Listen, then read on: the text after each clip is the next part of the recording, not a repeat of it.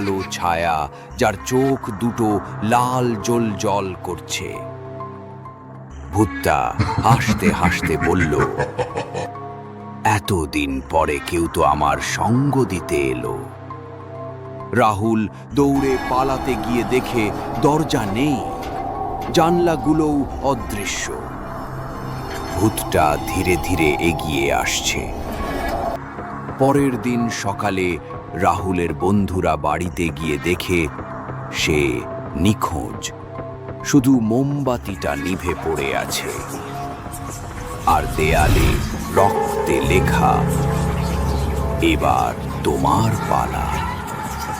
ঠিক সেই রাতে গ্রামের এক প্রবীণ ব্যক্তি, যিনি এক সময় বাড়িটির মালিক ছিলেন, স্বপ্নে দেখেন রাহুল তার ছেলেবেলার একটি খেলনা হাতে দাঁড়িয়ে আছে।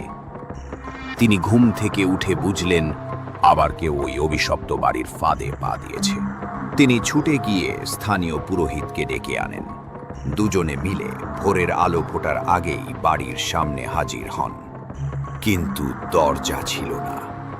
ভয় পেতে প্রস্তুত? তাহলে লাইক, শেয়ার আর সাবস্ক্রাইব করে রাখুন, যাতে কোনো ভূতের গল্প মিস না হয়।